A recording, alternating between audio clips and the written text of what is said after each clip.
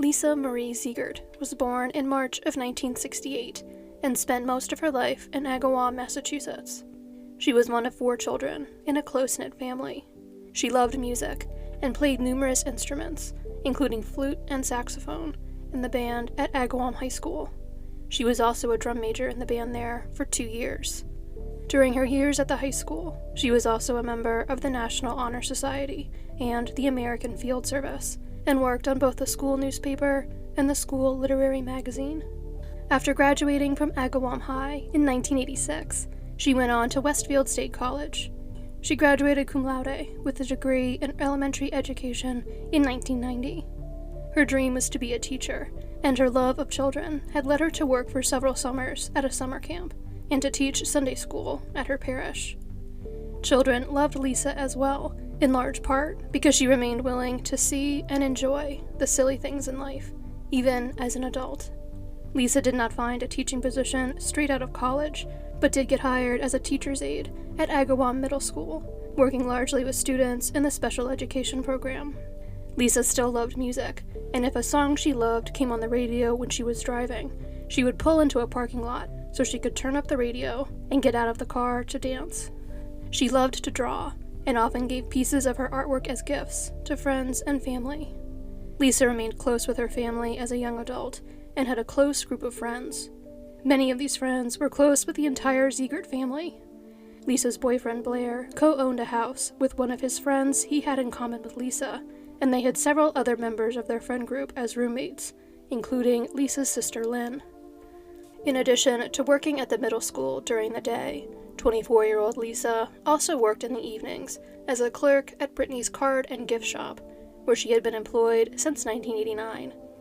When one of Lisa's co-workers, named Sophia, arrived at the card shop on the morning of April 16, 1992, she was surprised to see Lisa's car still in the parking lot, as Lisa should have been at her job at the middle school at that time.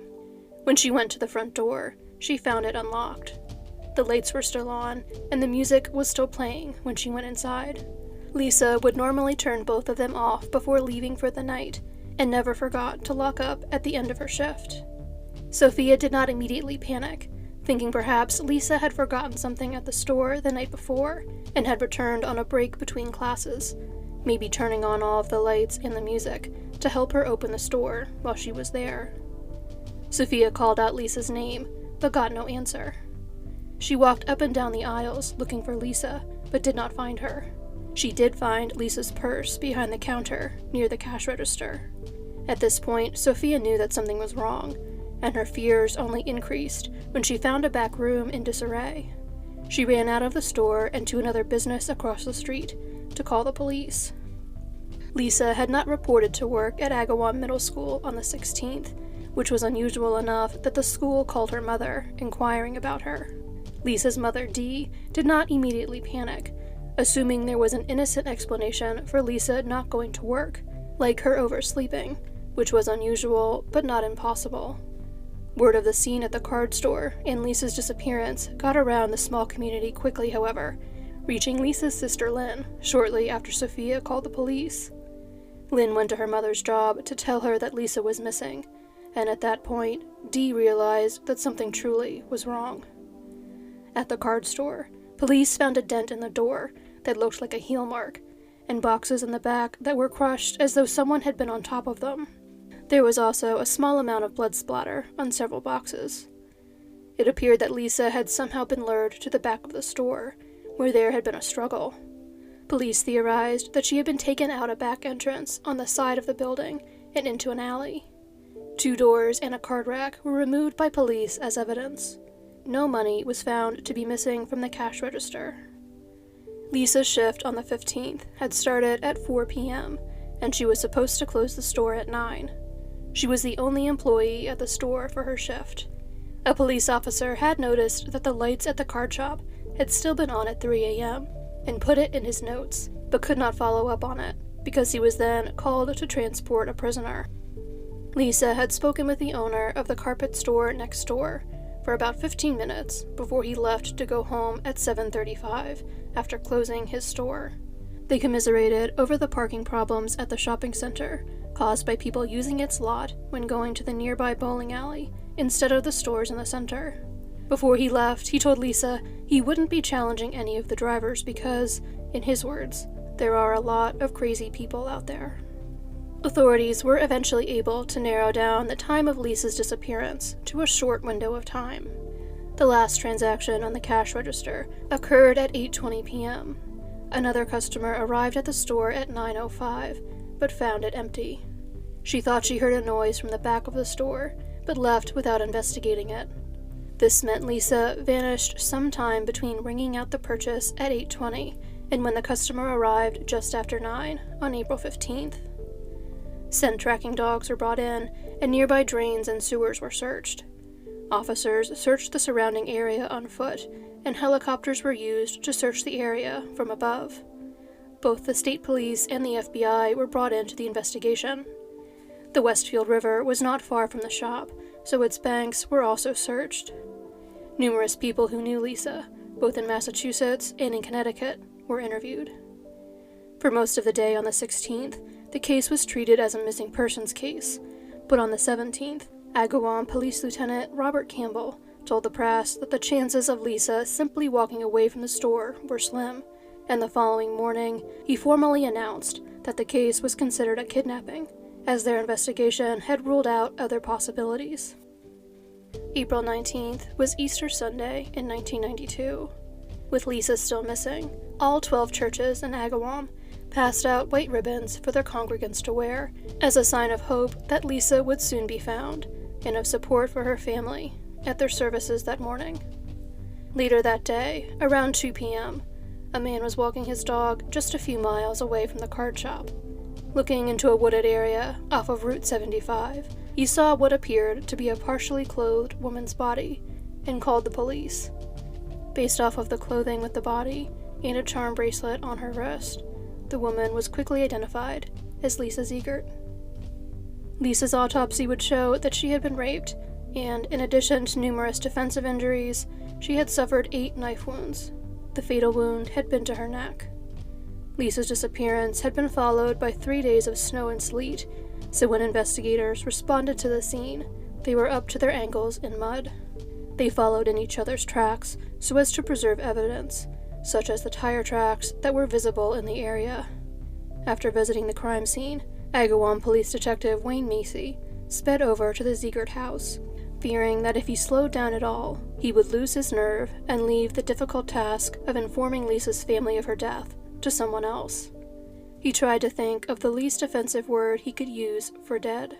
He did not have to make such a determination, however, as when he arrived at the Ziegert family home, Lisa's mother, Dee, knew by the fact that he had come to her home that Lisa had been found, and asked him if she was dead, leaving him only the task of confirming it. Dee would say, nearly 3 decades later, that she still admired him for the bravery he showed by coming to tell her in person. Lisa's funeral mass was said at Sacred Heart Church, where Lisa had been a Sunday school teacher. More than 900 people were in attendance. In early May, Joseph O'Neill, the owner of Brittany's Card and Gift Shop, made the decision to permanently close the store. He had been considering doing so for some time, but the dismay he felt knowing Lisa had been taken from the store and the grief he felt over his employee's death finalized his decision. The store closed for the final time on May 30th. Lisa's murder was devastating not only to her family and friends, but to her community as well. Agawam previously had a very small-town feel to it, and its residents felt safe there. That all changed after Lisa was abducted and killed. Some parents refused to let their daughters go to work for a time, and large numbers of women signed up for self-defense classes. Within 2 days of the discovery of Lisa's body, more than 300 women had filed for permits to carry firearms or mace. Local businesses began escorting employees to their cars when they left at night and eliminating single-clerk shifts. Police also began offering to perform check-ins at businesses that were open late to ensure the safety of the people working there.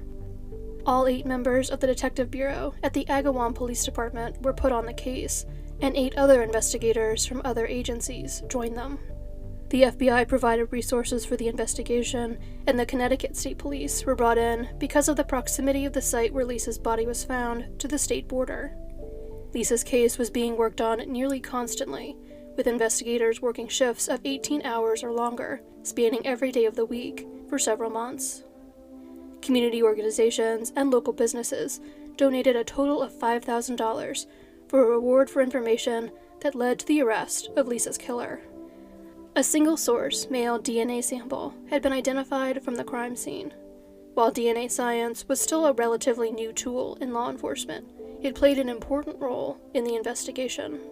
While no one in the Ziegert family or Lisa's circle of friends ever suspected Lisa's boyfriend Blair of being the perpetrator, he was investigated thoroughly by police because of his relationship with Lisa.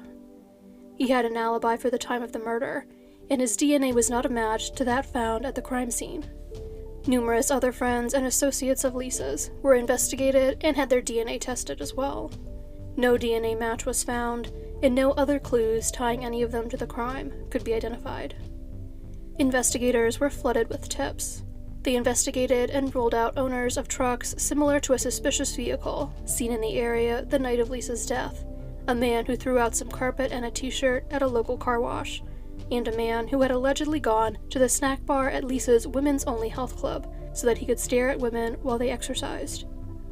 A large number of calls were from people who were certain that they knew who killed Lisa, based on a baseless rumor and subsequent conspiracy theory. One of Lisa's male friends, who was the other owner of the home Lisa's boyfriend Blair co-owned, worked at his father's restaurant near the card shop. Word spread around town that he and Blair were in a relationship, and that Lisa had walked in on them, thus giving him a motive to kill her.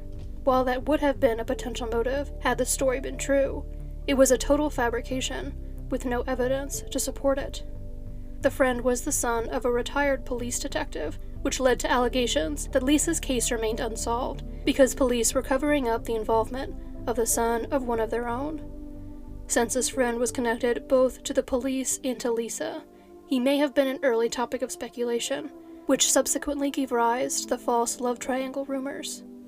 This friend's DNA was not a match to the sample from the scene, and he had a restaurant full of customers and co-workers who could attest to his presence at the restaurant on the night of April 15th, most importantly, during the window of time when Lisa was abducted. It was the policy of the police to not publicly exclude suspects prior to the solving of a case, however, so while they had evidence supporting his innocence, they could not announce any of it.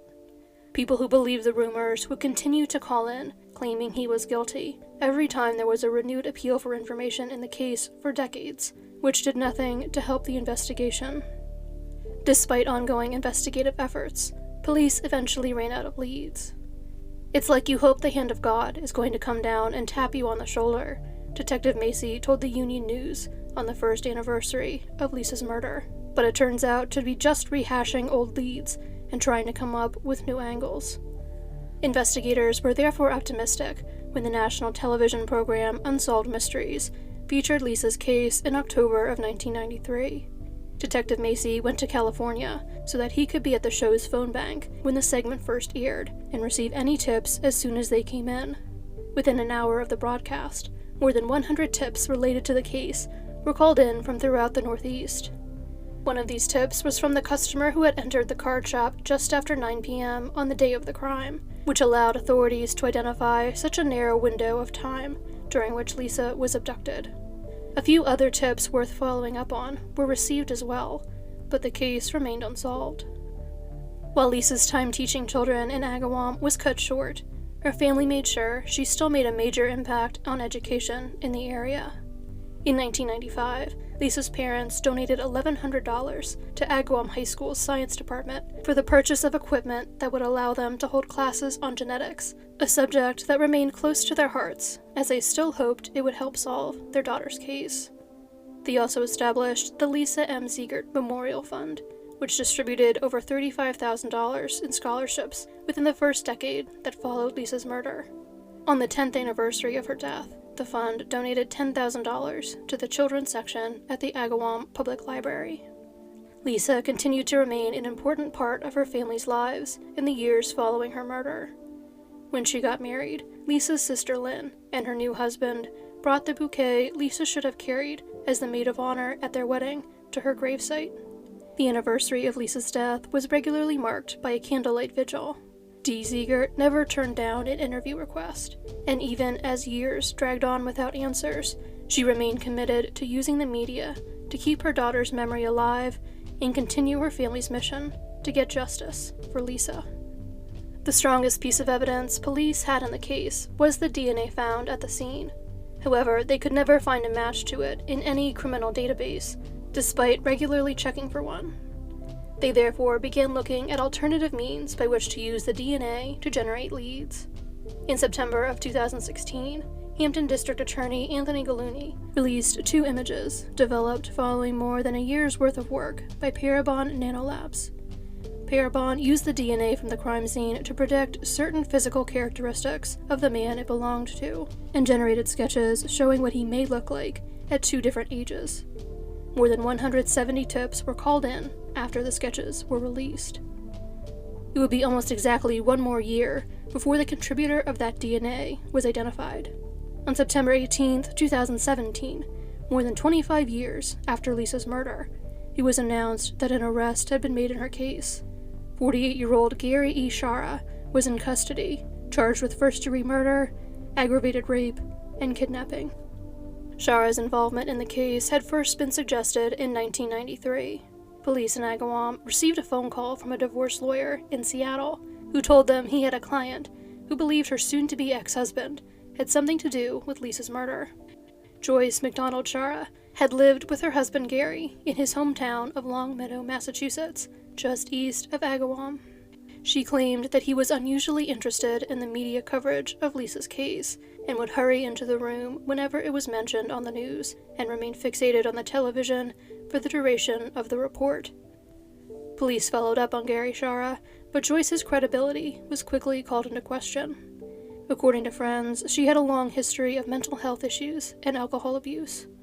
She and Gary had a tumultuous relationship and were in the middle of a lengthy and contentious custody battle over their young son, whom Joyce had taken to Seattle without Gary's knowledge or permission, even though he was the boy's custodial parent.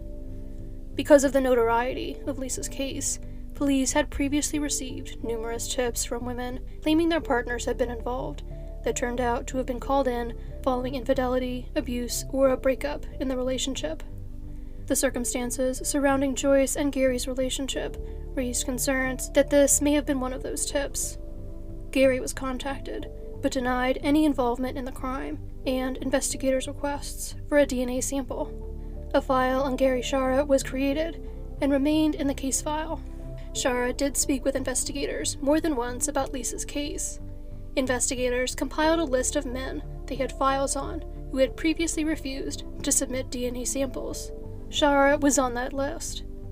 In 2002, he agreed to a short interview, but said during it that he wouldn't provide his DNA because he was afraid of cloning. Investigators spoke to him again in 2008. During this interview, Shara seemed very aware of the possibility of the police collecting his DNA, even though he continued to refuse to provide a sample. He would not touch anything in the room, including the table, and refused the bottle of water offered to him. Following the creation of the forensic sketches by Parabon, authorities went to a grand jury in August of 2017 and obtained court orders compelling 11 men to submit their DNA for comparison to the sample from Lisa's crime scene. These men all had a file in the investigation records and had the physical characteristics predicted by Parabon. One of these men was Gary Shara. When Massachusetts state troopers went to Shara's home to inform him that he was now legally obligated to provide them with a sample of his DNA on September 13, 2017, he was not there, and they were only able to speak with his roommate. They told the roommate that they had important paperwork to deliver to Gary and left a business card. The next day, Shara's girlfriend came in to see the state troopers. She had discovered 3 handwritten documents Shara had left for her in her apartment. One was a last will and testament, one was a brief note of apology to the Ziegert family, and the third, and longest, was an extensive confession to the rape and murder of Lisa Ziegert. I've never really been or even felt normal. From a very young age, I was fascinated by abduction and bondage. I could never keep it too far from my mind for long. On that fateful day, I let myself do something terrible, he wrote in the letter. I had no intention of killing her when I grabbed her, but events spun out of my control, and in the eyes of the law, it is all the same. I have never regretted anything so much. I was young and headstrong and foolish. Emphasis on that last part. While he admitted to Lisa's murder, and to his lengthy fascination with abduction, he said that Lisa was his only victim. I also never did anything of the like again. I hated what happened. I despised myself. I thought of turning myself in hundreds of times over the years, but I truly am a coward, he wrote. Today it will end. I will take my own life, or face the music, as it were. Shara was still not sure which of these options he would take. He indicated that he knew that once his DNA was analyzed, he would be sent to prison for the rest of his life. As of the writing of the letter, he was unsure if he was strong enough to finally take responsibility for his actions, or if he would take what he described as the coward's way out. Authorities immediately began searching for Shara, both because he was trying to evade them, and because they believed he would take his own life rather than face prosecution. Shara's black Honda Civic was ultimately found in the parking lot of Johnson Memorial Medical Center in Stafford Springs, Connecticut, with what appeared to be a suicide note on its dashboard. To whomever finds my body, I apologize for any psychological trauma incurred. Call Mass State Police. Thank you, it read. Shara had attempted to take his own life by overdosing on Motrin, but had then driven himself to the emergency room. He was taken into custody on September 16th and arraigned as a fugitive from justice prior to his extradition back to Massachusetts.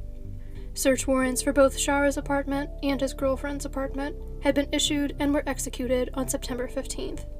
Several items that could be a potential source of Shara's DNA, including his toothbrush, were collected and tested. His DNA was in fact a match to the DNA from the crime scene. Shara's ex-wife Joyce could not provide further information about why she had initially believed Gary was involved in Lisa's murder, because she had passed away in 2014. In court documents related to her divorce from Gary, however, authorities found an allegation by her that Gary had told her he could only have sex with her if he were in control, and had a knife to her throat. Speaking to her family members, investigators also learned that Joyce had called her sister the day after Lisa's abduction, concerned by the fact that her husband had come home very late the night before, full of nervous energy and covered in scratches. Shara had also given Joyce a music box featuring a blue carousel horse, and told her he had purchased it from Brittany's card shop. He told her a little old lady with gray hair had sold it to him, but the store did not employ anyone matching that description. By the time Shara was arrested, there was no way to confirm if the exact music box had been sold at Brittany's, but former employees did say that it was consistent with the kind of items they sold at the time. Even without Joyce's testimony, prosecutors believed they had a very strong case against Shara, thanks to the confession letter and the DNA found at the crime scene. Despite this strong evidence, including his own confession to the crime, Shara still pled not guilty to the charges he was facing. Prosecutors and Shara's defense team began preparing for trial. 2 years later, however, Shara appeared in court to make a change in plea. On September 25th, 2019, he confirmed to a judge that he was the individual who had murdered Lisa Ziegert, and that he was forever giving up his right to a jury trial. Guilty pleas to a charge of first-degree murder are rare in Massachusetts, as the state has a mandatory sentence of life in prison without the possibility of parole for that charge. The district attorney's office would be dropping the kidnapping and aggravated rape charges, as the statute of limitations on them had expired. Lisa's family was in the courtroom, as Shara was formally sentenced to life in prison without the possibility of parole. They were able to make victim impact statements in the courtroom, and following the proceedings, Dee Ziegert expressed her gratitude to the people who had cared so much for and had never given up on her Lisa, and her relief that her family would not have to go through the further stress of a jury trial. Following the judge's acceptance of Shara's guilty plea, Hampton District Attorney Anthony Gallooni made a statement saying, "It remains tragically true that Lisa will never return to her loving family, but the search for criminal justice ended today with the beginning of Gary E. Shara's life sentence in prison. The Ziegert family's unbroken faith, strength, and grace over these many years encouraged and inspired me, the many investigators who worked this case, and the public to relentlessly search for the truth. To those many investigators from the Massachusetts State Police, Agawam Police Department, prosecutors from the Hampton District Attorney's Office, and those in the public who never forgot Lisa and believed that justice would someday result, thank you.